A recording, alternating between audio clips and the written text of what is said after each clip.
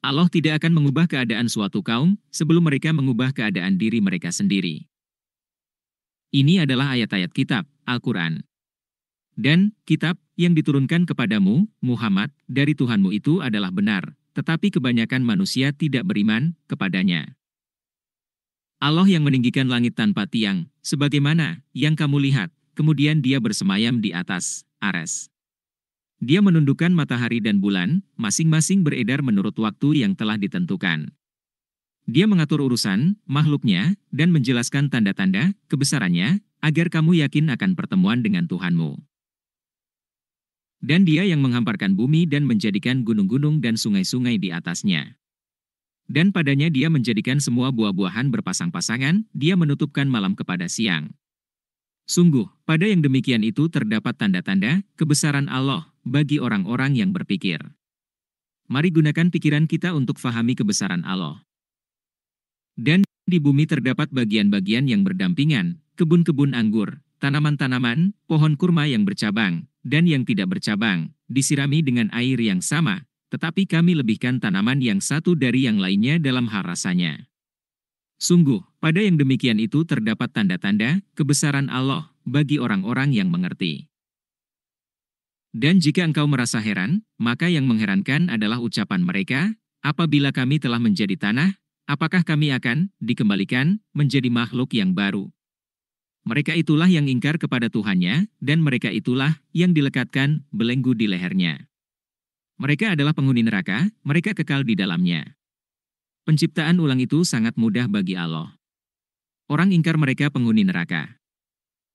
Dan mereka meminta kepadamu agar dipercepat datangnya siksaan sebelum mereka meminta kebaikan, padahal telah terjadi bermacam-macam contoh siksaan sebelum mereka. Sungguh, Tuhanmu benar-benar memiliki ampunan bagi manusia atas kezaliman mereka, dan sungguh, Tuhanmu sangat keras siksaannya.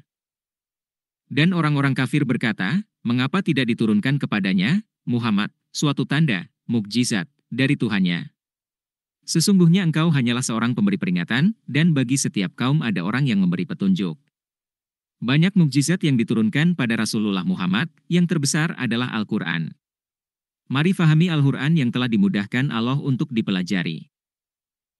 Allah mengetahui apa yang dikandung oleh setiap perempuan, apa yang kurang sempurna dan apa yang bertambah dalam rahim. Dan segala sesuatu ada ukuran di sisinya. Allah yang mengetahui semua yang gaib dan yang nyata, yang maha besar, maha tinggi. Sama saja bagi Allah, siapa di antaramu yang merahasiakan ucapannya dan siapa yang berterus terang dengannya, dan siapa yang bersembunyi pada malam hari dan yang berjalan pada siang hari. Baginya manusia ada malaikat-malaikat yang selalu menjaganya bergiliran, dari depan dan belakangnya. Mereka menjaganya atas perintah Allah. Sesungguhnya, Allah tidak akan mengubah keadaan suatu kaum sebelum mereka mengubah keadaan diri mereka sendiri.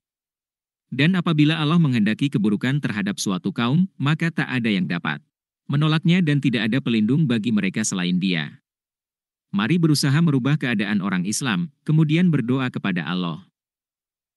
Dialah yang memperlihatkan kilat kepadamu, yang menimbulkan ketakutan dan harapan, dan Dia menjadikan mendung dan petir atau guru bertasbih memujinya, demikian pula para malaikat karena takut kepadanya, dan Allah melepaskan halilintar, lalu menimpakannya kepada siapa yang Dia kehendaki, sementara mereka berbantah-bantahan tentang Allah, dan Dia maha keras siksaannya.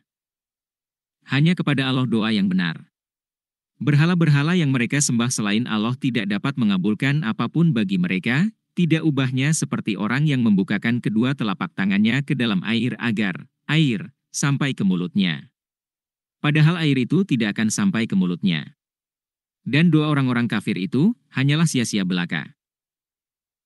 Dan semua sujud kepada Allah baik yang di langit maupun yang di bumi, baik dengan kemauan sendiri maupun terpaksa, dan sujud pula, bayang-bayang mereka, pada waktu pagi dan petang hari. Hasbunallah wa ni'mal wakil, ni'mal maula wa ni'mal nasir.